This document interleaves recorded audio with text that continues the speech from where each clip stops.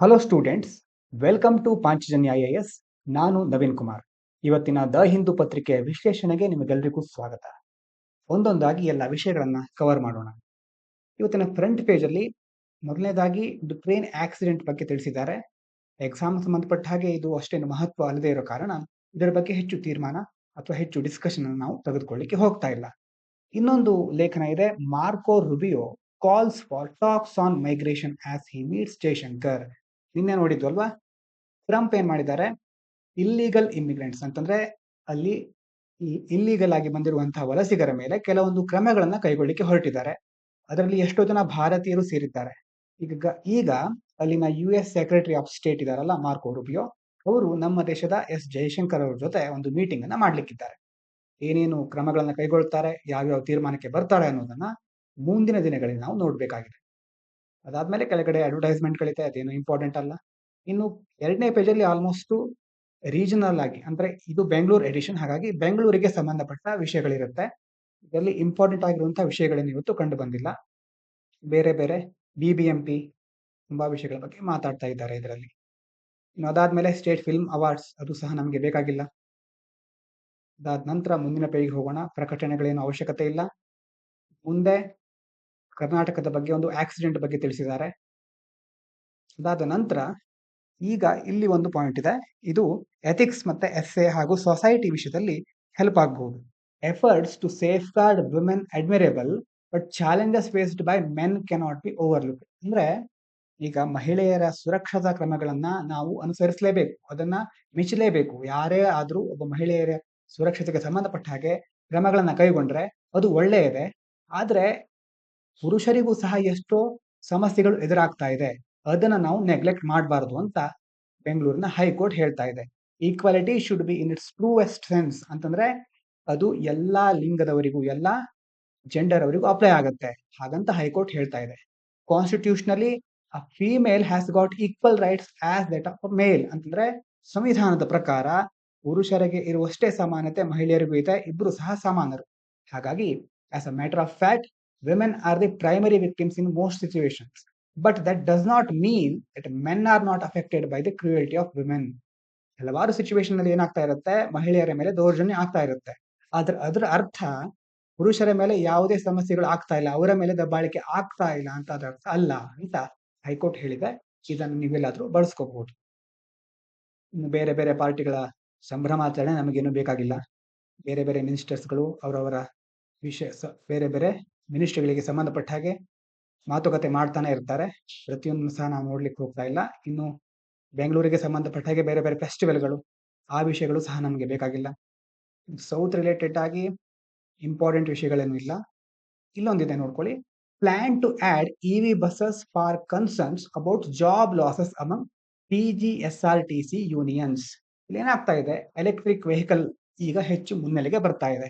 ಅಂತಂದ್ರೆ diesel ಬಸ್ಗಳಿಗಿಂತ electric ಬಸ್ಗಳನ್ನ ಹೆಚ್ಚು ಅಳವಡಿಸಲಿಕ್ಕೆ ತಮಿಳುನಾಡಿನ ಸರ್ಕಾರ, ಈಗ ನಮ್ದು KSRTC ಇದೆ ಅಲ್ವಾ, ಹಾಗೆ ಈಗ ಹೈದರಾಬಾದ್ ನಲ್ಲಿ ತಮಿಳುನಾಡಿನ TGSRTC ಅದೇನ್ ಮಾಡ್ತಾ ಇದೆ ಅಂತಂದ್ರೆ ಎಲೆಕ್ಟ್ರಿಕ್ ಬಸ್ ಅನ್ನ, ಎಲೆಕ್ಟ್ರಿಕ್ ವೆಹಿಕಲ್ ಗಳನ್ನ ಅಳವಡಿಸಲಿಕ್ಕೆ ಮುಂದಾಗ್ತಾ ಇದೆ.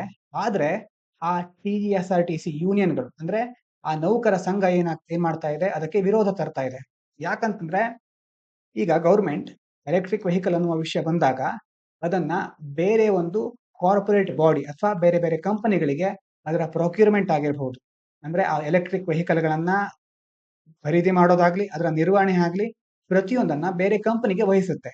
ಆಗೇನಾಗುತ್ತೆ, ಅದನ್ನ ಹೆಚ್ಚು ಬಳಸ್ತಾ ಇದ್ದ ಹಾಗೆ ಗೌರ್ಮೆಂಟ್ ಎಂಪ್ಲಾಯ್ಗಳು ಏನ್ ಮಾಡ್ಬೇಕು, ಹಾಗಾದ್ರೆ ಅವರ ಜಾಬ್ ಲಾಸ್ ಆಗಲ್ವಾ ಅನ್ನೋದು ಇಲ್ಲಿ ಆ ಯೂನಿಯನ್ಗಳ ಪ್ರಶ್ನೆ.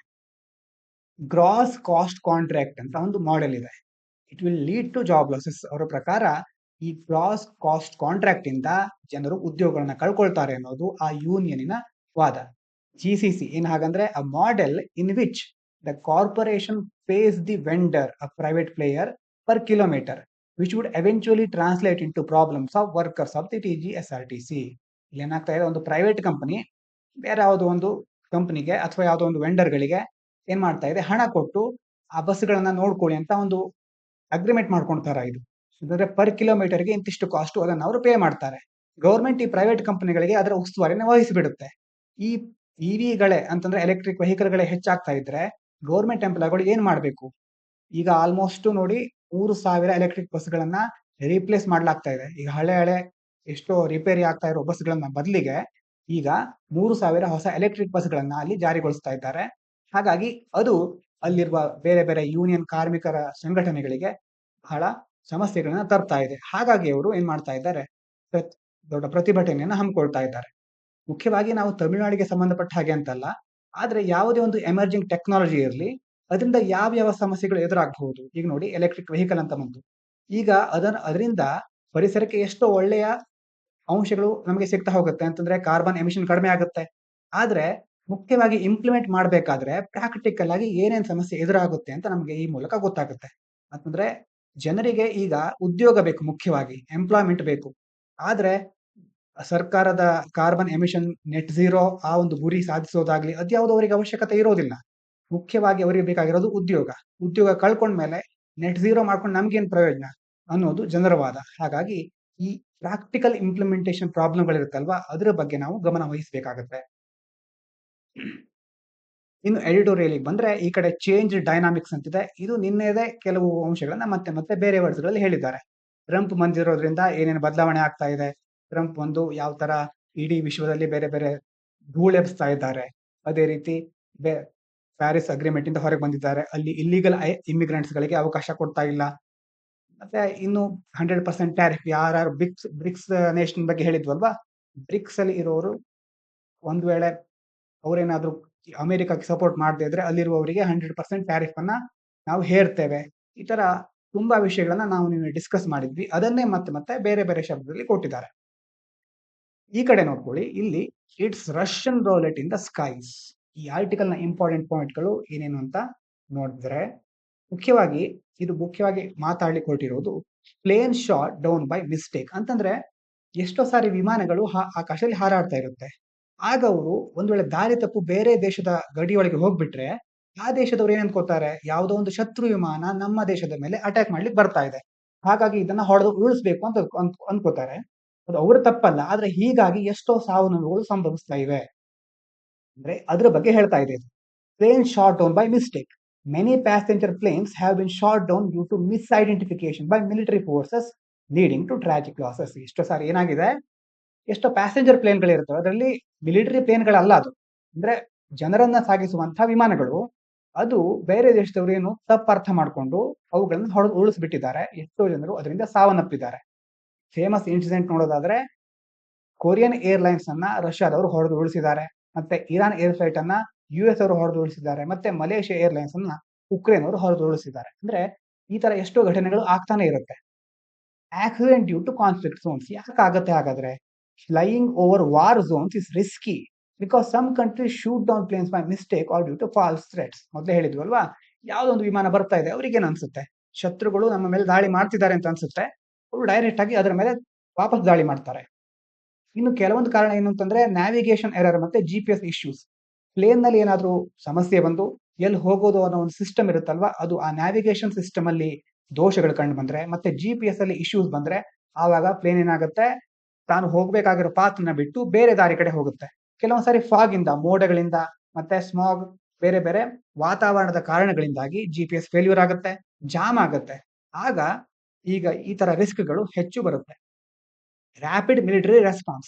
If a plane loses communication or flies in a suspicious manner, fighter jets may intercept and some cases even shoot it down.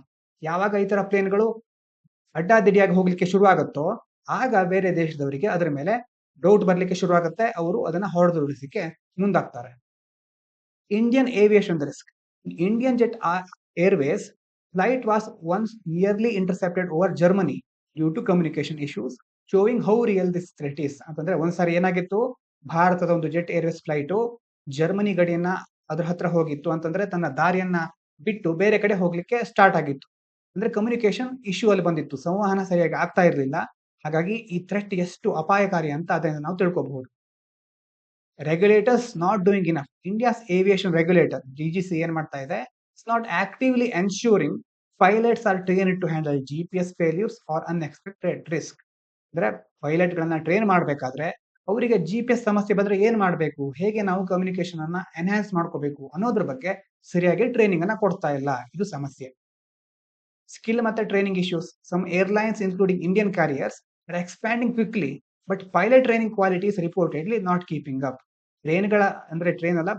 ಪ್ಲೇನ್ಗಳ ಸಂಖ್ಯೆ ಹೆಚ್ಚಾಗ್ತಾ ಇದೆ, ಆದ್ರೆ ಆ ಪ್ಲೇನ್ಗಳನ್ನ ಚಲಾಯಿಸಲಿಕ್ಕೆ ಬೇಕಾಗಿರುವ ಪೈಲಟ್ಗಳು ಇರ್ತಾರಲ್ಲ, ಅವರಿಗೆ ಬೇಕಾಗಿರುವಂತಹ ಟ್ರೈನಿಂಗ್ ಅನ್ನ ಸರಿಯಾಗಿ ಕೊಡ್ತಾ ಇಲ್ಲ. Growing dangers in the skies. Increasing use of missiles, drones and military defense systems makes air travel riskier, especially over conflict zones. ಎಷ್ಟೋ ಕಾನ್ಫ್ಲಿಕ್ಟ್ ಝೋನ್ಗಳಿರುತ್ತೆ ಅಂತಂದ್ರೆ ವಿವಾದಾತ್ಮಕ ಪ್ರದೇಶಗಳು, ಗಡಿ ಭಾಗಗಳು ಎಕ್ಸಾಂಪಲ್. ಆ ಪ್ರದೇಶದಲ್ಲಿ ಏನಾದ್ರೂ ನಮ್ಮ ಪ್ಲೇನ್ ದಾರಿ ತಪ್ಪಿ ಹೋಗ್ಬಿಟ್ರೆ ಏನ್ ಮಾಡ್ತಾರೆ, ಈಗಂತೂ ಬೇರೆ ಬೇರೆ ಮಿಸೈಲ್ಗಳು ರೆಡಿ ಆಗಿದೆ, ಡ್ರೋನ್ಗಳಿದೆ, ಮಿಲಿಟರಿ ಡಿಫೆನ್ಸ್ ಸಿಸ್ಟಮ್ಗಳಿದೆ. ಜಸ್ಟ್ ಒಂದು ಸುಳಿವು ಸಿಕ್ಕಿದ್ರೆ ಸಾಕು, ಅದು ತಕ್ಷಣ ಅಲ್ಲಿಂದ ಹೊರಡು ಉರುಳಿಸ್ಲಿಕ್ಕೆ ಕಾಯ್ತಾ ಇರ್ತಾರೆ. ಭಾರತದ ಭಾರ್ಗವಾಸ್ತ್ರ ಅನ್ನೋದ್ರ ಬಗ್ಗೆ ಮಾತಾಡಿದ್ವಿ, ನೆನ್ಪು ಮಾಡ್ಕೊಳ್ಳಿ. ಅದು ಬೇರೆ ಬೇರೆ ಡ್ರೋನ್ಗಳನ್ನ ಬಂದ್ರೆ ತಕ್ಷಣ ಹೊಡೆದು ಉರುಳಿಸ್ಬಿಡುತ್ತೆ. ಆತರ ಬೇರೆ ಬೇರೆ ದೇಶದವರು ಅವರದ್ದು ಸಿಸ್ಟಮ್ ಅನ್ನ ಡೆವಲಪ್ ಮಾಡ್ಕೊಂಡಿರ್ತಾರೆ. ಹಾಗಾಗಿ ಬಹಳ ಹುಷಾರಾಗಿರ್ಬೇಕಾಗುತ್ತೆ ಫ್ಲೈಟ್ ಪೈಲಟ್ಗಳು. Call for action. ಹಾಗಾದ್ರೆ the world needs better rules. ಮುಖ್ಯವಾಗಿ ಹೇಗೆ ವಿಮಾನ ಚಲಾವಣೆಯ ಬಗ್ಗೆ ಸರಿಯಾದ ರೂಲ್ಗಳನ್ನ ನಾವು ತರಬೇಕು ಅನ್ನೋದ್ರ ಬಗ್ಗೆ ಜಗತ್ತಿನ ಎಲ್ಲಾ ಕಡೆ ಎಲ್ಲಾ ದೇಶಗಳು ಥಿಂಕ್ ಮಾಡಬೇಕು. ಸ್ಟ್ರಿಕ್ಟರ್ ಪೈಲಟ್ ಟ್ರೈನಿಂಗ್ ಅಂತಂದ್ರೆ ಪೈಲಟ್ಗಳಿಗೆ ಸರಿಯಾಗಿ ಟ್ರೈನಿಂಗ್ ಕೊಡಬೇಕು. And improved navigation systems. ಮುಖ್ಯವಾಗಿ GPS ಮತ್ತೆ ನ್ಯಾವಿಗೇಷನ್ ಸಿಸ್ಟಮ್ಗಳಿರುತ್ತಲ್ವಾ, ಅದನ್ನ ಇನ್ನು ಇಂಪ್ರೂವ್ ಮಾಡಬೇಕು. ಹೀಗಾದಾಗ ಮಾತ್ರ prevent more tragedies in the future. ಮುಂದಿನ ದಿನಗಳಲ್ಲಿ ಈ ತರ ಅಪಘಾತಗಳನ್ನ ಸಂಭವಿಸೋದನ್ನ ನಾವು ತಡೆಗಟ್ಟಬಹುದು. ಇದು ಈ ಆರ್ಟಿಕಲ್ ನ ಮುಖ್ಯ ಅಂಶಗಳು. ಅದಾದ ನಂತರ ಕೆಳಗಡೆ ಇನ್ನೊಂದು ಆರ್ಟಿಕಲ್ ಇದೆ. China's moves must recast India's critical mineral push. ಏನು ಈ ಆರ್ಟಿಕಲ್ ಹೇಳ್ತಿದ್ದಾರೆ ಅಂತಂದ್ರೆ, ಚೀನಾ ರಿಸ್ಟ್ರಿಕ್ಟ್ ಮಿನರಲ್ ಎಕ್ಸ್ಪೋರ್ಟ್. ಈಗ ಟ್ರಂಪ್ ಅವರು ಬಂದಿದ್ದಾರೆ, ಚೀನಾ ಮತ್ತೆ ರಷ್ಯಾ ಒಂದಾಗಿರ್ತೇವೆ ಅಂತ ನಿನ್ನೆ ಒಂದು ಮೆಸೇಜ್ ಅನ್ನ ಕೊಟ್ಟಿದ್ದಾರೆ. ಈಗೇನ್ ಮಾಡಿದ್ದಾರೆ ಚೀನಾದವರು, has blocked export of key minerals like lithium and tungsten to the US. ಚೀನಾದಿಂದ US ಹೋಗ್ತಾ ಇತ್ತಲ್ಲ ಬೇರೆ ಬೇರೆ ಲಿಥಿಯಂ ಮತ್ತೆ ಟಂಗ್ಸ್ಟನ್, ಅದನ್ನ ಎಕ್ಸ್ಪೋರ್ಟ್ ಅನ್ನ ಬ್ಲಾಕ್ ಮಾಡಿದ್ದಾರೆ. Affecting industry like electronics, semiconductors and batteries. ಮುಖ್ಯವಾಗಿ ಕ್ರಿಟಿಕಲ್ ಮಿನರಲ್ಗಳು ಅಂತ ಬಂತು ಇಲ್ಲಿ.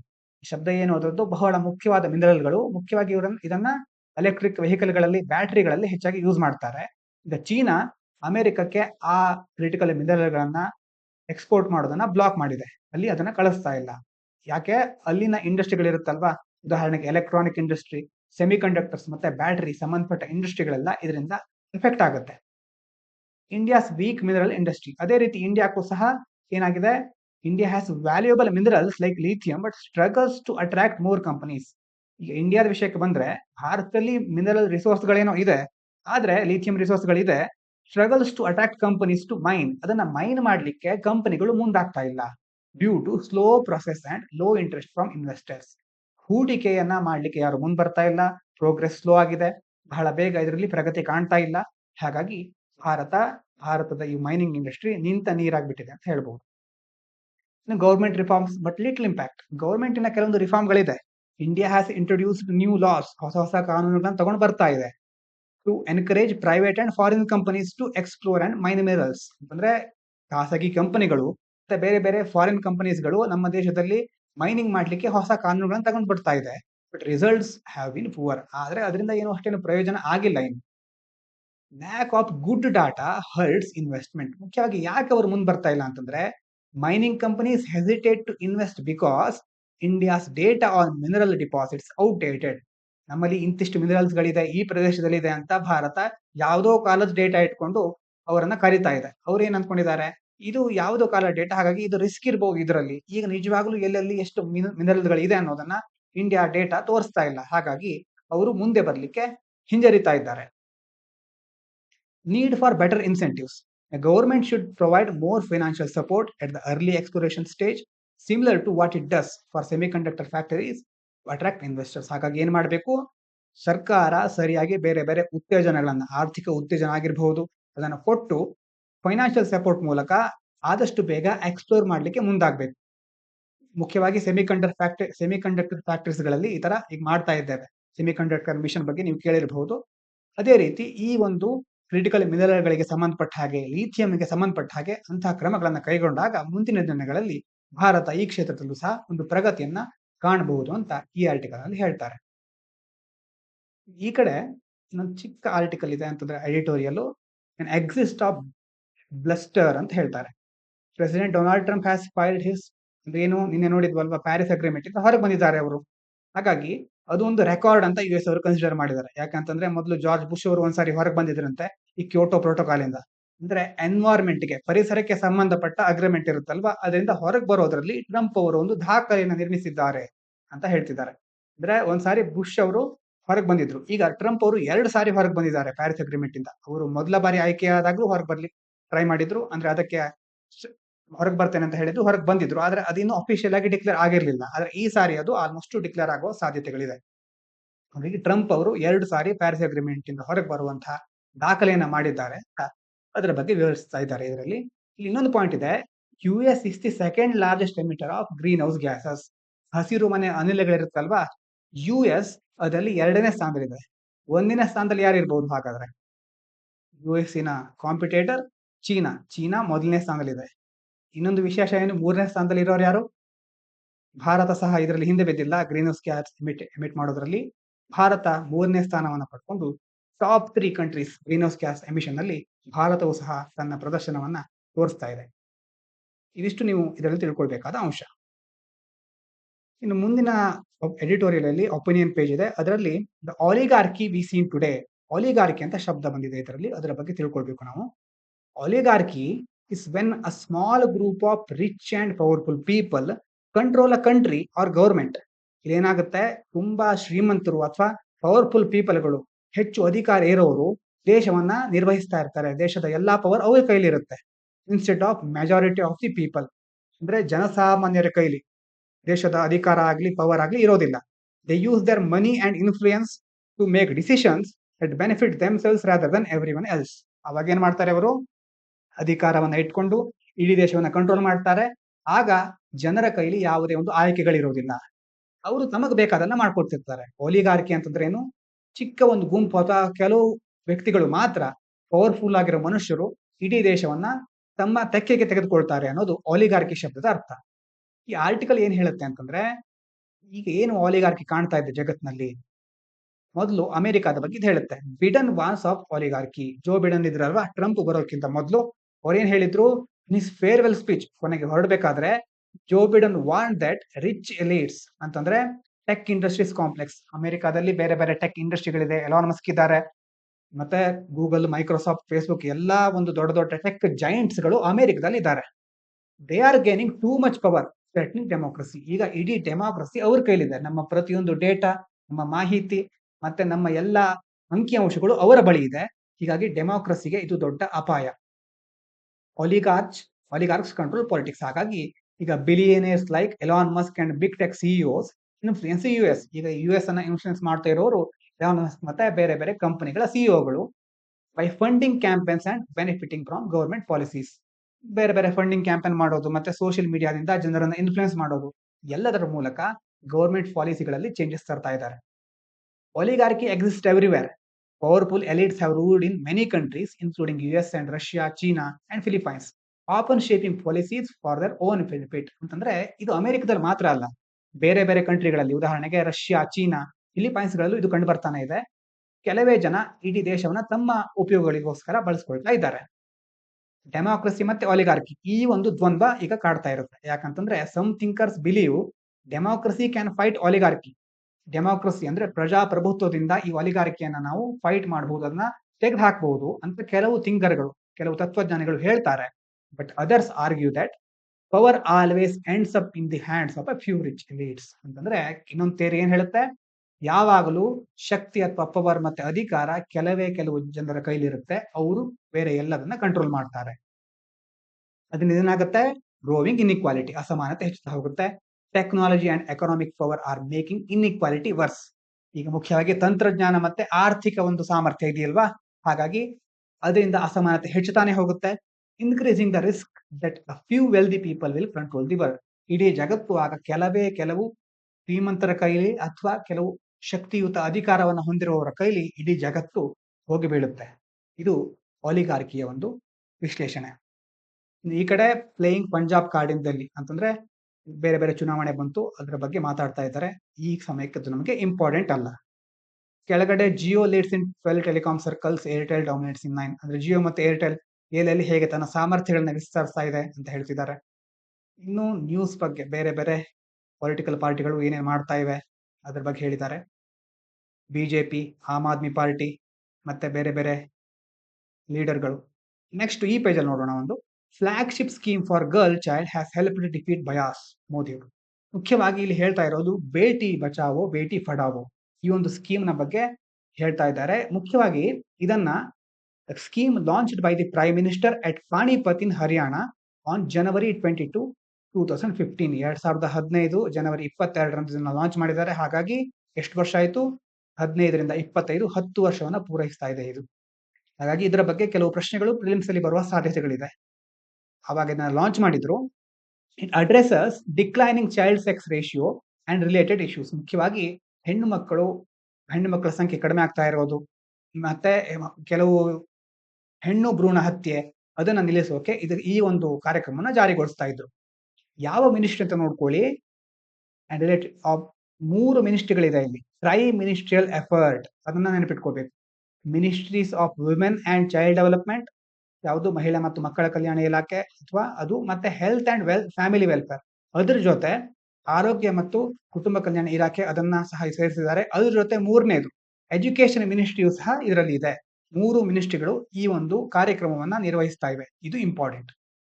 ಇನ್ನೊಂದು ಇಂಪಾರ್ಟೆಂಟ್ ಪಾಯಿಂಟ್ ಇದರಲ್ಲಿ ನಾವು ನೋಡ್ಬೇಕಾಗಿರೋದು, national sex ratio at birth has improved from 918 2014-15 to 913 2023-24. 2014-15ರಲ್ಲಿ ಸೆಕ್ಸ್ ರೇಷಿಯೋ 1000 ಗಂಡಿಗೆ ಎಷ್ಟು ಸ್ತ್ರೀಯರಿದ್ದಾರೆ ಅಥವಾ ಎಷ್ಟು ಹೆಣ್ಣಿದ್ದಾರೆ ಅನ್ನೋದು ಸೆಕ್ಸ್ ರೇಷಿಯೋ ಹೇಳುತ್ತೆ. ಅದು 2014-15ರಲ್ಲಿ 918 ಇತ್ತು. 2023-24ರಲ್ಲಿ ಆ ಸಂಖ್ಯೆ 930ಕ್ಕೆ ಏರಿದೆ. ಈ ಒಂದು ಏರಿಕೆಗೆ ಈ ಬೇಟಿ ಬಚಾವೋ ಬೇಟಿ ಪಢಾವೋ ಈ ಒಂದು ಕಾರ್ಯಕ್ರಮ ಬಹಳ ಹೆಲ್ಪ್ ಮಾಡಿದೆ ಅಂತ ಮೋದಿ ಅವರು ಅದರ ಬಗ್ಗೆ ಹೇಳಿದ್ದಾರೆ. ಇನ್ನು ಈ ಕಡೆ National Health Mission has curbed severe public health concerns a centre's report. National Health Mission ಕೆಲವು ಹೆಲ್ತ್ಗೆ ಸಂಬಂಧಪಟ್ಟ ಬೇರೆ ಬೇರೆ ಕನ್ಸರ್ನ್ಗಳನ್ನ, ಕಾಳಜಿಗಳನ್ನ ಸರಿಯಾಗಿ ನಿರ್ವಹಿಸ್ತಾ ಇದೆ. ಹಾಗಾಗಿ ಅದರಿಂದ ಎಷ್ಟೋ ಸಮಸ್ಯೆಗಳು ದೂರ ಆಗಿದೆ ಅಂತ ಸೆಂಟರ್ನ ಒಂದು ರಿಪೋರ್ಟ್ ಹೇಳ್ತಾ ಇದೆ. ಭಾರತದ ಪಬ್ಲಿಕ್ ಹೆಲ್ತ್ ಅನ್ನ ಇಂಪ್ರೂವ್ ಮಾಡ್ಲಿಕ್ಕೆ ಇದರಿಂದ ಹೆಲ್ಪ್ ಆಗ್ತಾ ಇದೆ. ಮತ್ತೆ ಮ್ಯಾಟರ್ನಲ್ ಮಾರ್ಟಾಲಿಟಿ ರೇಷಿಯೋ ನಿನ್ನೆ ನೋಡಿದ್ವಲ್ಲ, ನೆನಪಿದೆಯಾ? ಮ್ಯಾಟರ್ನಲ್ ಮಾರ್ಟಾಲಿಟಿ ರೇಷಿಯೋ ಏನು? ಮ್ಯಾಟರ್ನಲ್ ಮಾರ್ಟಾಲಿಟಿ ರೇಷಿಯೋ 1 ಲಕ್ಷ ಮಕ್ಕಳು ಹುಟ್ಟಿದಾಗ ಎಷ್ಟು ಜನ ತಾಯಿಯರು ಸಾವನ್ನಪ್ಪಿದ್ರು, ಅಂದ್ರೆ ಗರ್ಭಿಣಿ ಆಗಿರಬಹುದು, ಪ್ರೆಗ್ನೆಂಟ್ ಆಗಿದ್ದಾಗ ಅಥವಾ ಚೈಲ್ಡ್ ಬರ್ತ್ ಟೈಮ್ ನಲ್ಲಿ ಎಷ್ಟು ಜನ ತಾಯಿಯರು ಸಾವನ್ನಪ್ಪಿದ್ದಾರೆ ಅನ್ನೋದ್ರ ಬಗ್ಗೆ ಮ್ಯಾಟರ್ನಲ್ ಮಾರ್ಟಾಲಿಟಿ ರೇಷಿಯೋ ಹೇಳುತ್ತೆ. ಈಗ ನ್ಯಾಷನಲ್ ಹೆಲ್ತ್ ಮಿಷನ್ ಇಂದ ಈ ಮ್ಯಾಟರ್ನಲ್ ಮಾರ್ಟಾಲಿಟಿ ರೇಷಿಯೋ ಮತ್ತೆ ಟ್ಯೂಬರ್ಕ್ಯುಲೋಸಿಸ್ ಮತ್ತೆ ಸಿಕಲ್ ಸೆಲ್ ಅನಿಮಿಯಾ ಈ ರೋಗಗಳನ್ನು ನಾವು ಎಷ್ಟೋ ಪಾಲು ತಡೆಗಟ್ಟಿದ್ದೇವೆ ಅಂತ ಈ ಒಂದು ರಿಪೋರ್ಟ್ ಹೇಳುತ್ತೆ. ನೆಕ್ಸ್ಟ್ ಇಲ್ಲಿ ನೋಡ್ಕೊಳ್ಳಿ. It further noted that under NHM maternal mortality ratio has declined by 83% since 1990. 1990ಕ್ಕೆ ಹೋಲಿಸಿದ್ರೆ ಈಗ 83% MMR ಕಡಿಮೆ ಆಗಿದೆ. Which is higher than the global decline of 45%. ಜಾಗತಿಕ ಮಟ್ಟಕ್ಕೆ ಹೋಲಿಸಿದ್ರೆ ಎಷ್ಟು ಪಾಲು ಉತ್ತಮವಾಗಿದೆ. ಜಾಗತಿಕ ಮಟ್ಟದಲ್ಲಿ 45% ಅಷ್ಟು ಮಾತ್ರ ಡಿಕ್ಲೈನ್ ಆಗಿದೆ. ಈಗ ಭಾರತದಲ್ಲಿ ಅದು 83%ಗೆ ಹೋಗಿದೆ. ಇನ್ಫಂಟ್ ಮಾರ್ಟಾಲಿಟಿ ರೇಟ್ ಅಂತಂದ್ರೆ, ಇನ್ಫಂಟ್ ಅಂತಂದ್ರೆ ಚಿಕ್ಕ ಮಕ್ಕಳು ಸಾವನ್ನಪ್ಪೋದ್ರ ಬಗ್ಗೆ ಆ ರೇಟ್ ಹೇಳುತ್ತೆ. Has fallen from 39 per 1000 live births in 2014 to 28 in 2020. ಇಲ್ಲೇನ್ ಹೇಳ್ತಾ ಇದ್ದಾರೆ? ಇನ್ಫಂಟ್ ಮಾರ್ಟಾಲಿಟಿ ರೇಟ್ ಅಂತಂದ್ರೆ 1000 ಮಕ್ಕಳು ಹುಟ್ಟಿದ್ರೆ ಅಲ್ಲಿ ಎಷ್ಟು ಜನ ಸಾವನ್ನಪ್ತಾ ಇದ್ದಾರೆ ಬೇರೆ ಬೇರೆ ಕಾರಣಗಳಿಂದ ಅನ್ನೋದು ಇನ್ಫಂಟ್ ಮಾರ್ಟಾಲಿಟಿ ರೇಟ್. ಯಾವಾಗ 2014ರಲ್ಲಿ 39 ಇತ್ತು ಅಂತಂದ್ರೆ 1000 ಮಕ್ಕಳು ಹುಟ್ಟಿದ್ರು ಅಂತ ಇಟ್ಕೊಳ್ಳಿ. ಅದರಲ್ಲಿ ಬೇರೆ ಬೇರೆ ಕಾರಣಗಳಿಂದ 39 ಮಕ್ಕಳು ಚಿಕ್ಕವರಿದ್ದಾಗಲೇ ಸಾಯ್ತಾ ಇದ್ದಾರೆ. ಇದು 2014ರಲ್ಲಿ ಇತ್ತು. ಈಗ ಅದೇನಾಗಿದೆ? 28ಗೆ ಬಂದಿದೆ. 39 ಇತ್ತು, ಅದು 28ಗೆ ಬಂದಿದೆ. ಹಾಗಾಗಿ ಆ ಒಂದು ಇಳಿಕೆ ಆಗಿದೆ ಈಗ ಅಂತ ಈ ಒಂದು ರಿಪೋರ್ಟ್ ಹೇಳುತ್ತೆ. ಈ ಕಡೆ ಇನ್ನೊಂದು ಪಾಯಿಂಟ್ ಇದೆ ನೋಡ್ಕೊಳ್ಳಿ. Centre announce hike in MSP for jute. ಬೇರೆ ಬೇರೆ ಕ್ರಾಪ್ ಗಳಿಗೆ ಅಥವಾ ಬೇರೆ ಬೇರೆ ಅಗ್ರಿಕಲ್ಚರ್ ಪ್ರಾಡಕ್ಟ್ ಗಳಿಗೆ MSP ಯನ್ನ ಸರ್ಕಾರ ಹೇಳ್ತಾನೆ ಇರುತ್ತೆ. ಮುಖ್ಯವಾಗಿ ನಾವು ಗಮನಿಸಬೇಕಾಗಿರೋದು ಏನು ಅಂತಂದ್ರೆ ಇಲ್ಲಿ MSP ಬಗ್ಗೆ. MSP ಅಂತಂದ್ರೆ ಮಿನಿಮಮ್ ಸಪೋರ್ಟ್ ಪ್ರೈಸ್, ಅಂದ್ರೆ ಕನಿಷ್ಠ ಬೆಂಬಲ ಬೆಲೆ ಅಂತ ಹೇಳಬಹುದು. ಇದನ್ನ ರೆಕಮೆಂಡ್ ಮಾಡೋದು commission for agriculture cost and prices, CACP ಅಂತ. ಅದನ್ನ ಫಸ್ಟ್ ರೆಕಮೆಂಡ್ ಮಾಡೋದು ಸರ್ಕಾರಕ್ಕೆ. ಇದು ಯಾವ ಮಿನಿಸ್ಟ್ರಿ ಅಂಡರ್ ಬರುತ್ತೆ? Ministry of agriculture and farmers welfare. ಆದ್ರೆ ನೆಕ್ಸ್ಟ್ ಫೈನಲ್ ಡಿಸಿಷನ್ ಮಾಡೋದು ಯಾರು? Cabinet committee on economic affairs. ನೋಡ್ಕೊಳ್ಳಿ, ಕರೆಕ್ಟ್ ಆಗಿ ನೋಡ್ಕೊಳ್ಳಿ. ರೆಕಮೆಂಡ್ ಮಾಡೋದು commission for agriculture and cost and prices. ಇದು ರೆಕಮೆಂಡ್ ಮಾಡುತ್ತೆ. CACP ಫೈನಲ್ ಡಿಸೈಡ್ ಮಾಡುತ್ತೆ. CACP ಫುಲ್ ಫಾರ್ಮ್ ಏನು? Cabinet committee on economic affairs. 2 ಇದೆ ಇಲ್ಲಿ. ಫೈನಲ್ ಆಗಿ ಅದನ್ನ ಫಿಕ್ಸ್ ಮಾಡೋದು CACP. ಇಷ್ಟು ಪಾಯಿಂಟ್ ಅನ್ನ ಇವತ್ತು ನಾವು ನೆನಪಿಟ್ಕೊಂಡ್ರೆ ಸಾಕು. ಇದಾದ ನಂತರ ಮುಂದಿನ ಪೇಜ್ ನಲ್ಲಿ ಬೇರೆ ಬೇರೆ ಸುದ್ದಿಗಳಿದೆ. ಏನೇನು ಯಾರ್ಯಾರು ಹೇಳಿದ್ರು, ಮತ್ತೆ ಜಾಗತಿಕ ಮಟ್ಟದಲ್ಲಿ ಟ್ರಂಪ್ ಅವರ ಬಗ್ಗೆ ಕೆಲವು ಸುದ್ದಿಗಳಿದೆ. ಅದು ನಿನ್ನೆ ಹೇಳಿದ್ದೇನೆ, ಸ್ವಲ್ಪ ಮುಂದುವರಿಸ್ತಾ ಇದ್ದಾರೆ. ಟ್ರಂಪ್ ಬಗ್ಗೆ ಪುಟಿನ್ ಏನು ಹೇಳಿದ್ರು, ಉಕ್ರೇನ್ ವಿಷಯದ ಬಗ್ಗೆ, ಮತ್ತೆ ಸ್ಪೋರ್ಟ್ಸ್ ಬಗ್ಗೆ ನಾವು ಇವತ್ತು ಅಷ್ಟೇನು ಮುಖ್ಯವಾದ ವಿಷಯಗಳಿಲ್ಲ, ಯಾವುದೇ ದೊಡ್ಡ ವಿಷಯಗಳನ್ನ ನಾವು ಗಮನಿಸಲಿಕ್ಕೆ ಸಾಧ್ಯ ಆಗ್ತಾ ಇಲ್ಲ. ಇದಾದ ನಂತರ ಸ್ಪೋರ್ಟ್ಸ್ ಪೇಜ್ ಇನ್ನು ಮುಂದಿನ ಸ್ಪೋರ್ಟ್ಸ್ ಪೇಜಲ್ಲೂ ಸಹ ಅಷ್ಟೇನು ಇಂಪಾರ್ಟೆಂಟ್ ಆಗಿರೋ ವಿಷಯಗಳು ಕಾಣಿಸ್ತಾ ಇಲ್ಲ. ಸೈನ್ಸ್ ಅಲ್ಲಿ ನೋಡ್ಕೊಳ್ಳಿ, ಸೈನ್ಸ್ ರಿಲೇಟೆಡ್ ಆಗಿ space telescopes stumble on rule breaking black hole. ಏನಾಗ್ತಾ ಇದೆ ಇದರಲ್ಲಿ ಅಂತಂದ್ರೆ, ಚೊಕ್ಕದಾಗಿ ಹೇಳೋದಾದ್ರೆ, ಸ್ಟ್ರೇಂಜ್ ಬ್ಲ್ಯಾಕ್ ಹೋಲ್ ಒಂದು ಕಂಡು ಹಿಡಿದಿದ್ದಾರೆ. Scientist found black hole called LID 568 ಅಂತಂದ್ರೆ LID 568 ಅನ್ನುವಂತಹ ಒಂದು ಬ್ಲ್ಯಾಕ್ ಹೋಲ್ ಅನ್ನ ಸೈಂಟಿಸ್ಟ್ಗಳು ಫೈಂಡ್ ಔಟ್ ಮಾಡಿದ್ದಾರೆ. It is growing much faster Dhan expected. Scientist ಏನು ಅನ್ಕೋತಾ ಇದ್ರು ಅಂತಂದ್ರೆ, ಬ್ಲ್ಯಾಕ್ ಹೋಲ್ ಅಂದ್ರೆ ಇಷ್ಟು ವೇಗದಲ್ಲಿ ಅದು ಬೆಳೀತಾ ಹೋಗುತ್ತೆ ಅಂತ ಅನ್ಕೊಂಡಿದ್ರು ಮೊದಲು. ಆದ್ರೆ ಅದಕ್ಕಿಂತ ಇನ್ನಷ್ಟು ಬಹಳ ಸ್ಪೀಡ್ ಆಗಿ ಆ ಬ್ಲ್ಯಾಕ್ ಹೋಲ್ ಬೆಳೀತಾ ಇದೆ ಅಂತ ಈಗ ಗೊತ್ತಾಗಿದೆ. Challenging what we know about black holes. ಹಾಗಾಗಿ ಬ್ಲ್ಯಾಕ್ ಹೋಲ್ ಬಗ್ಗೆ ನಾವು ಏನೇನು ತಿಳ್ಕೊಂಡಿದ್ವಿ ಅದೆಲ್ಲ ಎಷ್ಟೋ ಸುಳ್ಳು ಅಂತ ಅವ್ರಿಗೆ ಅನಿಸ್ತಾ ಇದೆ ಈಗ. Breaking the limit, it's feeding on surrounding matter. Black hole ಬಗ್ಗೆ ಹೇಳೋದಾದ್ರೆ, ಅದರ ಗ್ರಾವಿಟೇಷನ್ ಪವರ್ ತುಂಬಾ ಹೆಚ್ಚಿರುತ್ತೆ. ಹಾಗಾಗಿ ಹತ್ತಿರದಲ್ಲಿ ಇರೋ ಎಲ್ಲ ವಸ್ತುಗಳನ್ನ ತನ್ನೆಡೆಗೆ ಸೆಳ್ಕೊಳ್ತಾ ಹೋಗುತ್ತೆ. ಸರೌಂಡಿಂಗ್ ಮ್ಯಾಟರ್ಸ್ ಇರುತ್ತಲ್ವಾ, ಅದನ್ನ ಹೇಳ್ಕೊಂಡು ಒಳಗಡೆ ಪುಲ್ ಮಾಡ್ತಾ ಇರುತ್ತೆ. Much faster, 40 times faster then what scientist thought was possible. ಇಷ್ಟು ದಿನ ಅದು ಹೇಳ್ಕೊಳ್ತಾ ಇರುತ್ತಲ್ವಾ ಬೇರೆ ಹತ್ತಿರದಲ್ಲಿ ಇರೋದನ್ನ, ಅದಕ್ಕಿಂತ 40 ಪಟ್ಟು ಹೆಚ್ಚು ವೇಗದಲ್ಲಿ ಅದು ಎಳ್ಕೊಳ್ತಾ ಇದೆ ಅಂತ ಈಗ ಗೊತ್ತಾಗಿದೆ. Making it much brighter and more powerful. ಹಾಗಾಗಿ ಅದು ಇನ್ನಷ್ಟು ಬ್ರೈಟ್ ಆಗಿ ಮತ್ತೆ ಪವರ್ಫುಲ್ ಆಗಿರ್ಲಿಕ್ಕೆ ಸಾಧ್ಯ ಆಗ್ತಾ ಇದೆ ಅಂತ ಈ ಸ್ಟಡಿ ಹೇಳುತ್ತೆ. ಈ ಒಂದು ಆರ್ಟಿಕಲ್ ಅಲ್ಲಿ ಕೆಲವೊಂದು ಇಂಪಾರ್ಟೆಂಟ್ ಟರ್ಮ್ಗಳಿದೆ, ಅದನ್ನ ತಿಳ್ಕೊಳ್ಳಿ. ಮೊದಲನೇದು ಸೂಪರ್ ಮ್ಯಾಸಿವ್ ಬ್ಲ್ಯಾಕ್ ಹೋಲ್. ಇದೇನು? A giant black hole that is millions or billions of times heavier than the sun. ನಮ್ಮ ಸೂರ್ಯ ಇದಾನಲ್ಲ, ಅವನಿಗಿಂತ ಎಷ್ಟು ಮಿಲಿಯನ್ ಅಥವಾ ಬಿಲಿಯನ್ ಪಟ್ಟು ದೊಡ್ಡದಾಗಿರುತ್ತೆ ಇದು. ಅಷ್ಟು ದೊಡ್ಡ ಬ್ಲ್ಯಾಕ್ ಹೋಲ್ ಇದು. It sits in the middle of most galaxies. ಸೂರ್ಯನ ತರ ಎಷ್ಟೋ ನಕ್ಷತ್ರಗಳಿರೋದು ಗ್ಯಾಲಕ್ಸಿಯಲ್ಲಿ. ಆ ಗ್ಯಾಲಕ್ಸಿಯ ಮಿಡ್ ಅಲ್ಲಿ ಇರೋದು ಯಾವುದು? ಈ super massive black hole, including our milky way. ನಮ್ಮ ಮಿಲ್ಕಿ ವೇ ಗ್ಯಾಲಕ್ಸಿಯ ಮಿಡ್ ಅಲ್ಲೂ ಒಂದು ಸೂಪರ್ ಮ್ಯಾಸಿವ್ ಬ್ಲ್ಯಾಕ್ ಹೋಲ್ ಇದೆ. ಇನ್ನೊಂದು ಟರ್ಮ್ ನೆನಪಿಟ್ಕೊಳ್ಳಿ, ಎಡಿಂಗ್ಟನ್ ಲಿಮಿಟ್. ಏನು ಎಡಿಂಗ್ಟನ್ ಲಿಮಿಟ್ ಅಂತಂದ್ರೆ, black hole pulls in gas, dust and other matter. ಮೊದಲೇ ಹೇಳಿದ್ವಲ್ವ, ಬ್ಲ್ಯಾಕ್ ಹೋಲ್ ಏನ್ ಮಾಡುತ್ತೆ? ಸುತ್ತ ಇರೋ ಗ್ಯಾಸ್ ಅನ್ನ, ಡಸ್ಟ್ ಅನ್ನ, ಎಲ್ಲ ಮ್ಯಾಟರ್ ಅನ್ನ ತನ್ನೆಡೆಗೆ ಸೆಳೀತಾ ಇರುತ್ತೆ. But if it eats too much, ತುಂಬಾ ಸೆಳ್ಕೊಂಡ್ಬಿಟ್ರೆ, the energy from this process pushes things away. ಅದರಿಂದ ಎನರ್ಜಿ ರೇಡಿಯೇಟ್ ಆಗ್ತಾ ಇರುತ್ತಲ್ವಾ, ಆ ಎನರ್ಜಿಯಿಂದ ಕೆಲವೊಂದು ಥಿಂಗ್ಸ್ ಗಳು ಹೊರಗೆ ತಳ್ಳಲ್ಪಡುತ್ತೆ, ಪುಷ್ ಆಗುತ್ತೆ. Stopping it from growing more. ಹೊರಗೆ ಕೆಲವೊಂದು ವಸ್ತುಗಳು ತಳ್ಳಲ್ಪಟ್ಟಾಗ ಆ ಗ್ರೋ ಆಗುತ್ತಲ್ಲ ಸೈಜು, ಅದು ಕಡಿಮೆ ಆಗ್ತಾ ಹೋಗುತ್ತೆ, ಸ್ಟಾಪ್ ಆಗುತ್ತೆ growing. This limit is called Eddington limit. ಅರ್ಥ ಆಯ್ತಾ? ಅಂದ್ರೆ ಬ್ಲ್ಯಾಕ್ ಹೋಲ್ ಎಲ್ಲದನ್ನ ಎಳ್ಕೊಳ್ತಾ ಇರುತ್ತೆ. ಎಳ್ಕೊಳ್ಳೋದು ಹೆಚ್ಚಾದಾಗ ಅದರಿಂದ ಎನರ್ಜಿ ರಿಲೀಸ್ ಆಗುತ್ತೆ. ರಿಲೀಸ್ ಆಗಿರೋ ಎನರ್ಜಿಯಿಂದ ಎಷ್ಟೋ ವಸ್ತುಗಳು ಹೊರಗಡೆ ಹೋಗ್ಲಿಕ್ಕೆ ಶುರು ಆಗುತ್ತೆ. ಹತ್ರ ಬರೋದಕ್ಕಿಂತ ಬದಲು ಹೊರಗಡೆ ಹೋಗ್ತಾ ಇರುತ್ತೆ. ಆವಾಗ ಬ್ಲ್ಯಾಕ್ ಹೋಲ್ ಬೆಳೆಯೋದು ನಿಲ್ಲುತ್ತೆ. ಆ ಲಿಮಿಟ್ ಇರುತ್ತಲ್ವಾ, ಅದಕ್ಕೆ ಎಡಿಂಗ್ಟನ್ ಲಿಮಿಟ್ ಅಂತ ಕರೀತೇವೆ. ಇನ್ನು ಸೂಪರ್ ಎಡಿಂಗ್ಟನ್ ಅಕ್ರೀಷನ್. ಇದೇನು? Sometimes a black hole breaks the Eddington limit and keeps growing very fast. ಈಗ ಎಡಿಂಗ್ಟನ್ ಲಿಮಿಟ್ ಅನ್ನು ಮೀರಿಯೂ ಸಹ ಎಷ್ಟೋ ಬ್ಲ್ಯಾಕ್ ಹೋಲ್ಗಳು ಏನ್ ಮಾಡುತ್ತೆ? ಇನ್ನಷ್ಟು ಸೆಳ್ಕೊಳ್ಳಲಿಕ್ಕೆ ಶುರುವಾಗುತ್ತೆ, ಇನ್ನೂ ಹೆಚ್ಚು ಬೆಳಿತಾನೆ ಹೋಗುತ್ತೆ. In huge amount of matter, ದೊಡ್ಡ ಮಟ್ಟದಲ್ಲಿ ಬೆಳೀತಾ ಹೋಗುತ್ತೆ. This is called super Eddington accretion. ಆ ದೊಡ್ಡ ಮಟ್ಟದಲ್ಲಿ ಎಡಿಂಗ್ಟನ್ ಲಿಮಿಟ್ ಅನ್ನ ಮೀರಿ ಬೆಳೀತಲ್ಲ, ಅದಕ್ಕೆ ಏನಂತ ಕರೀತಾರೆ? Super Eddington ಅಕ್ರೀಷನ್. 3 ಟರ್ಮ್ ಗಳನ್ನ ನೆನಪಿಟ್ಕೊಳ್ಳಿ. ಫಸ್ಟ್ ಒಂದು ಸೂಪರ್ ಮ್ಯಾಸಿವ್ ಬ್ಲ್ಯಾಕ್ ಹೋಲ್, ಗ್ಯಾಲಕ್ಸಿಯ ಮಿಡ್ಲ್ ಅಲ್ಲಿ ಇರೋದು. ಎಡಿಂಗ್ಟನ್ ಲಿಮಿಟ್ ಅಂತಂದ್ರೆ ಎನರ್ಜಿ ಹೆಚ್ಚಾಗಿ ಇನ್ನೂ ದೊಡ್ಡ ಆಗ್ಲಿಕ್ಕೆ ಸಾಧ್ಯ ಆಗೋದಿಲ್ಲ ಆ ಬ್ಲ್ಯಾಕ್ ಹೋಲಿಗೆ.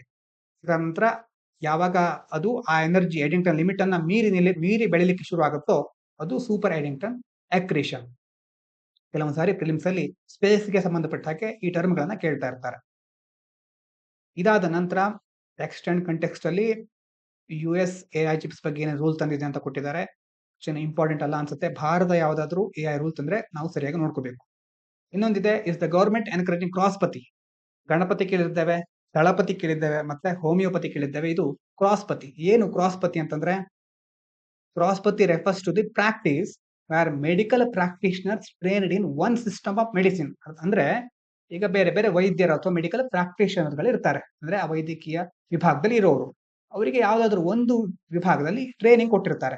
ಅಂತಂದ್ರೆ ಆಯುರ್ವೇದದ ವೈದ್ಯರು ಬೇರೆ ಇರ್ತಾರೆ, ಹೋಮಿಯೋಪತಿಯವರು ಬೇರೆ ಇರ್ತಾರೆ, ಯುನಾನಿಯವರು ಹೀಗೆ ಬೇರೆ ಬೇರೆ ವಿಭಾಗಗಳಿಗೆ ಸಂಬಂಧಪಟ್ಟ ಹಾಗೆ ಅವರಿಗೆ ಟ್ರೈನಿಂಗ್ ಅನ್ನ ಕೊಟ್ಟಿರ್ತಾರೆ.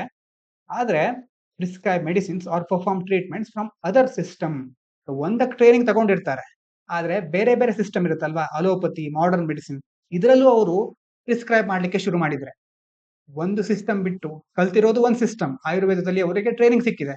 ಆದ್ರೆ ಮಾಡರ್ನ್ ಮೆಡಿಸಿನ್ ನಲ್ಲೂ ಅವರು ಮೆಡಿಸಿನ್ ಗಳನ್ನ ಪ್ರಿಸ್ಕ್ರೈಬ್ ಮಾಡ್ತಾ ಇದ್ದಾರೆ. ಅಂದ್ರೆ ಮೆಡಿಸಿನ್ ಅನ್ನ ಬರೆದು ಕೊಡ್ತಾ ಇದ್ದಾರೆ ಬೇರೆಯವರಿಗೆ, ಇದನ್ನ ತಗೊಳ್ಳಿ ಅಂತ. ಆದ್ರೆ ಅದಕ್ಕೆ ಏನಂತ ಕರೀತಾರೆ? ಕ್ರಾಸ್ಪತಿ. ಕ್ರಾಸ್ಪತಿ ಅಂತಂದ್ರೆ ಒಂದು ಸಿಸ್ಟಮ್ ಅಲ್ಲಿ ಕಲಿಯೋದು, ಅದ್ರ ಜೊತೆ ಬೇರೆ ಸಿಸ್ಟಮ್ ಅಂತಂದ್ರೆ ಆಯುರ್ವೇದವನ್ನ ಕಲಿಯೋದು, ಮಾಡರ್ನ್ ಮೆಡಿಸಿನ್ ಅನ್ನ ರೆಫರ್ ಮಾಡೋದು, ಜನರಿಗೆ ಬರೆದು ಕೊಡೋದು. ಈ ತರ ಬೇರೆ ಬೇರೆ ಸಿಸ್ಟಮ್ ಅನ್ನ ಒಂದೇ ಸಾರಿ ಕ್ರಾಸ್ ಆಗಿ ಅಂತಂದ್ರೆ ಎರಡನ್ನು ಸಹ ಯೂಸ್ ಮಾಡೋದು.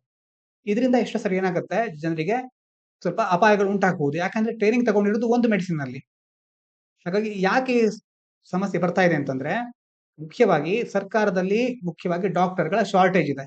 ಎಷ್ಟೋ ಕಡೆ ಏನಾಗ್ತಾ ಇದೆ ಅಂತಂದ್ರೆ, ಸೆಂಟ್ರಲ್ ಗವರ್ನಮೆಂಟ್ ಈ ಬೇರೆ ಬೇರೆ ಮೆಡಿಸಿನ್ ಅಥವಾ ಅದರಲ್ಲಿ ಟ್ರೀಟ್ಮೆಂಟ್ ಅಥವಾ ಟ್ರೈನಿಂಗ್ ತಗೊಂಡಿರ್ತಾರಲ್ವಾ, ಅವರನ್ನು ಸಹ ರೂರಲ್ ಪ್ರದೇಶಗಳಿಗೆ, ಗ್ರಾಮೀಣ ಪ್ರದೇಶಗಳಿಗೆ ನೇಮಿಸ್ತಾ ಇದೆ.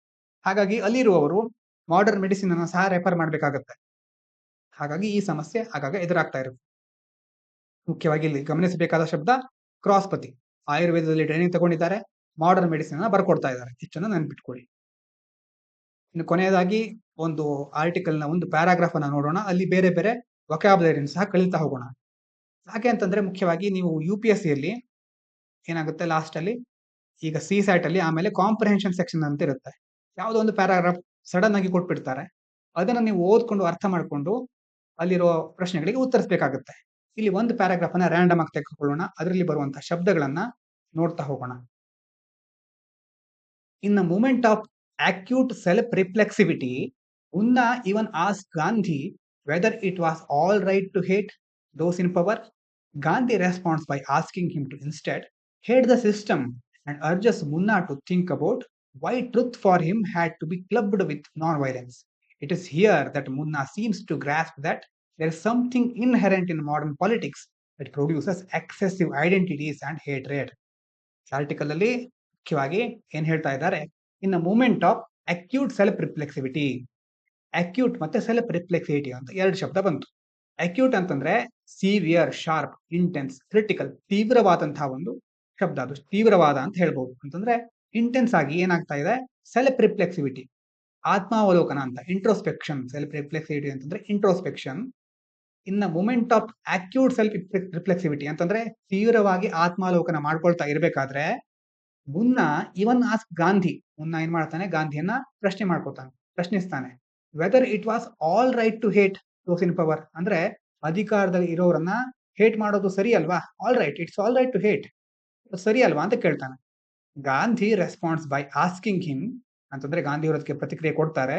ಇನ್ಸ್ಟೆಡ್ ಹೇಟ್ ದ ಸಿಸ್ಟಮ್, ವ್ಯಕ್ತಿಗಳನ್ನ, ಅಲ್ಲಿರೋ ಅಧಿಕಾರದಲ್ಲಿ ಇರೋರನ್ನ ನೀನು ಹೇಟ್ ಮಾಡೋ ಬದಲು, ಅವರನ್ನ ವಿರೋಧಿಸುವ ಬದಲು ಸಿಸ್ಟಮ್ ಅನ್ನ ವಿರೋಧಿಸು. ಅಂತಂದ್ರೆ ಯಾಕೆ ಅವರು ಹೇಟ್ ಮಾಡ್ಲಿಕ್ಕೆ ಪ್ರಾರಂಭಿಸ್ತಾ ಇದ್ದಾರೆ, ಅಂದ್ರೆ ಯಾಕೆ ಅಂತ ವ್ಯಕ್ತಿಗಳು ಹಾಗಾಗಿದ್ದಾರೆ, ಅದನ್ನ ಮುಖ್ಯವಾಗಿ ಪ್ರಶ್ನಿಸು. ಅದರ ಆ ಸಿಸ್ಟಮ್ ನ ವಿರುದ್ಧ ಹೋರಾಡು. ಅಂಡ್ ಅರ್ಜಸ್ ಅಂದ್ರೆ Munna to think about why truth for him had to be clubbed with non violence. ಈಗ ಗಾಂಧಿ ಏನ್ ಹೇಳ್ತಾರೆ, ಯಾಕೆ ನೀನು ಸತ್ಯವನ್ನ ಈಗ ನಾನ್ ವೈಲೆನ್ಸ್ ಜೊತೆ ಅಂದ್ರೆ ಹಿಂಸೆ ಜೊತೆ ಯಾಕೆ ಕ್ಲಬ್ಡ್ ಮಾಡ್ತಾ ಇದೀಯಾ? ಕ್ಲಬ್ಡ್ ಶಬ್ದ ಬಂತು ಇಲ್ಲಿ. ಅಂದ್ರೆ joined, united, combined or grouped. ಸತ್ಯವನ್ನ ಹಿಂಸೆ ಜೊತೆ ಯಾಕೆ ಸೇರಿಸ್ತಾ ಇದ್ದೀಯಾ ಅಂತ ಗಾಂಧೀಜಿಯವರು ಕೇಳ್ತಾ ಇದ್ದಾರೆ. ನಿನ್ನ ಪ್ರಕಾರ ಸತ್ಯ ಒಂದು, ಆದ್ರೆ ಅವರನ್ನ ವಿರೋಧಿಸೋದೇ ನಿನ್ ಕೆಲಸನ, ಹಾಗಾಗಿ ನಾನ್ ವೈಲೆನ್ಸ್ ಮೂಲಕನೇ ನಿನ್ಗೆ ಸತ್ಯ ಕಾಣಿಸ್ತಾ ಇದೆಯಾ ಅಂತ ಗಾಂಧೀಜಿಯವರು ಯಾಕೆ ಅದನ್ನ ಒಟ್ಟಿಗೆ ಸೇರಿಸ್ತಾ ಇದೆಯಾ ಎರಡನ್ನ ಅಂತ ಕೇಳ್ತಾ ಇದ್ದಾರೆ. It is here that Munna seems to grasp that there is something inherent. Inherent ಅಂತಂದ್ರೆ ನ್ಯಾಚುರಲ್ ಆಗಿರೋದು, ಅಂತರ್ಗತವಾಗಿರೋದು, ಇಂಟ್ರೆನ್ಸಿಕ್, ಇನ್ಬಾರ್ನ್ ಅಂತ ಹೇಳ್ಬಹುದು. In modern politics that produces excessive identities. Excessive ಅಂತ ಶಬ್ದ ಬಂತು. ಎಕ್ಸೆಸಿವ್ ಅಂತಂದ್ರೆ extreme, exorbitant, immoderate, superfluous, ಅತಿಯಾದ ಅಂತ ಹೇಳಬಹುದು.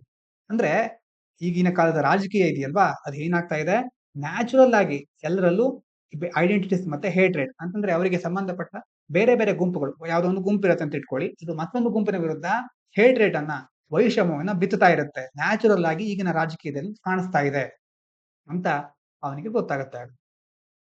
ಇವಿಷ್ಟು ಇವತ್ತಿನ ವೊಕ್ಯಾಬ್ಯುಲರಿ. ಹಾಗಾಗಿ ಎಲ್ಲ ವಿಷಯಗಳ ಜೊತೆ ಇವತ್ತಿನ ಹಿಂದೂ ವಿಶ್ಲೇಷಣೆ ಮುಗಿತಾ ಇದೆ. ಇಷ್ಟು ಹೊತ್ತಿನ ತನಕ ಕೇಳಿದ ಎಲ್ಲರಿಗೂ ಧನ್ಯವಾದಗಳು. ಇದರ PDF ಅನ್ನ ಟೆಲಿಗ್ರಾಮ್ ಅಲ್ಲಿ ಹಾಕಿರ್ತೇವೆ. ಇನ್ನೊಂದ್ಸಾರಿ ನಿಮಗೆ PYQ ಬಗ್ಗೆ ಹೇಳಿಲ್ಲ, ಹಾಗಾಗಿ ಅದನ್ನ ನೋಡ್ಕೊಬಿಡೋಣ. ಕೊನೆಯಲ್ಲಿ ಇದೆಲ್ಲ ಪ್ರತಿಯೊಂದು ನೋಟ್ಸ್ ಇಲ್ಲಿ ಕೊಟ್ಟಿದ್ದೇವೆ. ನಿನ್ನೆ ಒಂದು ಕ್ವಶನ್ ಕೇಳಿದ್ವು ಅಲ್ವಾ, ಮತ್ತೆ ಅದೇ ರೀತಿ ಮೇನ್ಸ್ ಕ್ವಶನ್ ಕೇಳಿದ್ರಿ ಕೆಲವೊಬ್ರು. Despite advancement in aviation technology, risk of civilian aircraft being mistakenly shot down remains significant concern. ಮೊದಲು ನೋಡಿದ್ದು ಆರ್ಟಿಕಲ್ ನೆನಪಾಗ್ತಾ ಇದೆಯಾ? ಅಂದ್ರೆ ವಿಮಾನ ದಾರಿ ತಪ್ಪಿದಾಗ ಬೇರೆ ದೇಶದವರು ಅದನ್ನ ತಪ್ಪು ತಿಳ್ಕೊಂಡು ಹೊಡೆದು ಉಳಿಸ್ತಾ ಇದ್ದಾರೆ. Analyse the factors contributing these incident, ಯಾವ್ಯಾವ ಫ್ಯಾಕ್ಟರ್ ಗಳಿಂದ ಅದು ಹಾಗಾಗ್ತಾ ಇದೆ. ಡಿಸ್ಕಸ್ ದ ಮೆಜರ್ಸ್, ಯಾವ್ಯಾವ ಪರಿಹಾರಗಳನ್ನು ತೆಗೆದುಕೊಳ್ಳಬಹುದು. ಆ ಮೂಲಕ ಏವಿಯೇಷನ್ ಸೆಕ್ಟರ್ ನ ಸೇಫ್ ಆಗಿ ನಾವು ಹ್ಯಾಂಡಲ್ ಮಾಡಬಹುದು. ಮತ್ತೆ ಜಿಯೋ ಪೊಲಿಟಿಕಲ್ ರಿಯಾಲಿಟೀಸ್, ಯಾಕೆ ಬೇರೆ ಬೇರೆ ದೇಶಗಳು ಇದರ ಬಗ್ಗೆ ಕನ್ಸರ್ನ್ ಇಟ್ಕೋಬೇಕು ಅನ್ನೋದ್ರ ಬಗ್ಗೆ ಆನ್ಸರ್ ರೈಟಿಂಗ್ ನ ಪ್ರಾಕ್ಟೀಸ್ ಮಾಡಿ. ನಿನ್ನೆ ಕೇಳಿದ PYQ ಏನು, which one of the following activities of the Reserve Bank of India considered to be part of sterilisation. Sterilisation ನ ಪಾರ್ಟ್ ಯಾವುದು ಅಂತ ಕೇಳಿದ್ವಿ. ಅದಕ್ಕೆ ಉತ್ತರ option A, conducting open market operations, ಅದು ಅದಕ್ಕೆ ಉತ್ತರ. ಇವತ್ತಿನ ಕ್ವಶನ್ ನೋಡ್ಕೊಳ್ಳಿ. Statement 1, in the post-pandemic recent past, many central banks worldwide had carried out interest rate hikes. ಎಷ್ಟೋ ಬ್ಯಾಂಕ್ಗಳು ಇಂಟ್ರೆಸ್ಟ್ ರೇಟ್ ನ ಹೈಕ್ ಆಗಿ ಇಡ್ತಾ ಹೋಗಿವೆ. ಎರಡನೇದು, central banks generally assume that they have the ability to counteract the rising consumer prices via monetary policy means. ಅಂದ್ರೆ central bank ಏನ್ ಅನ್ಕೊಳ್ತಾ ಇದೆ, ಬೇರೆ ಬೇರೆ ಮಾನಿಟರಿ ಪಾಲಿಸಿಗಳಿಂದ ಏನ್ ಮಾಡಬಹುದು, ಕನ್ಸ್ಯೂಮರ್ ಪ್ರೈಸ್ ಗಳನ್ನ ಕೌಂಟರ್ ಆಕ್ಟ್ ಮಾಡಬಹುದನ್ನ ಬೇರೆ ರೀತಿ ನಾವು ತಡಿಬಹುದು ಅನ್ನೋದ್ರ ಬಗ್ಗೆ ಸೆಂಟ್ರಲ್ ಬ್ಯಾಂಕ್ಸ್ಗಳು ಅಸ್ಯೂಮ್ ಮಾಡ್ಕೊಳ್ತಾ ಇವೆ. ಎರಡು ಸ್ಟೇಟ್ಮೆಂಟ್ ಅನ್ನು ಸರಿಯಾಗಿ ಓದ್ಕೊಳ್ಳಿ, ಇನ್ನೊಂದ್ಸಾರಿ ಥಿಂಕ್ ಮಾಡ್ಕೊಂಡು ಆಪ್ಷನ್ ಕೊಟ್ಟಿದ್ದಾರೆ. ಇದರಲ್ಲಿ ಯಾವ್ಯಾವುದು ಆಪ್ಷನ್ ಕರೆಕ್ಟ್ ಆಗಿದೆ ಅಂತ. ಸ್ಟೇಟ್ಮೆಂಟ್ 1, ಸ್ಟೇಟ್ಮೆಂಟ್ 2 ಎರಡು ಕರೆಕ್ಟ್ ಆಗಿದೆ. ಒಂದನೇ ಸ್ಟೇಟ್ಮೆಂಟ್ ಗೆ ಎರಡನೇದು ಕರೆಕ್ಟ್ ಆಗಿರೋ ಎಕ್ಸ್ಪ್ಲನೇಷನ್, ಇದು ಆಪ್ಷನ್ ಎ. ಎರಡು ಕರೆಕ್ಟ್, ಆದ್ರೆ statement 2 is not the correct explanation for statement 1. ಇನ್ನು ಮೂರನೇ ಆಪ್ಷನ್, ಸ್ಟೇಟ್ಮೆಂಟ್ 1 ಕರೆಕ್ಟ್ ಆಗಿದೆ, ಸ್ಟೇಟ್ಮೆಂಟ್ 2 ಕರೆಕ್ಟ್ ಆಗಿಲ್ಲ. ನಾಲ್ಕನೇದು ಸ್ಟೇಟ್ಮೆಂಟ್ 1 ಕರೆಕ್ಟ್ ಆಗಿಲ್ಲ, ಸ್ಟೇಟ್ಮೆಂಟ್ 2 ಕರೆಕ್ಟ್ ಆಗಿದೆ. ಇದಕ್ಕೆ ಉತ್ತರವನ್ನ ಕಮೆಂಟ್ ಮಾಡಿ ತಿಳಿಸಿ. ಇನ್ನು ಈ ವೊಕಾಬ್ಯುಲರಿ ಹಾಗೂ ಎಲ್ಲಾ ವಿಷಯಗಳ ಇಂಪಾರ್ಟೆಂಟ್ ಪಾಯಿಂಟ್ಸ್ ಅನ್ನ PDF ನಲ್ಲಿ ಕೊಟ್ಟಿರ್ತೇವೆ. ಇದನ್ನ ಟೆಲಿಗ್ರಾಮ್ ಇಂದ ನೀವು ಡೌನ್ಲೋಡ್ ಮಾಡ್ಕೋಬಹುದು. ಇದು ಪಾಂಚಜನ್ಯ IAS. ಎಲ್ಲರಿಗೂ ಧನ್ಯವಾದಗಳು.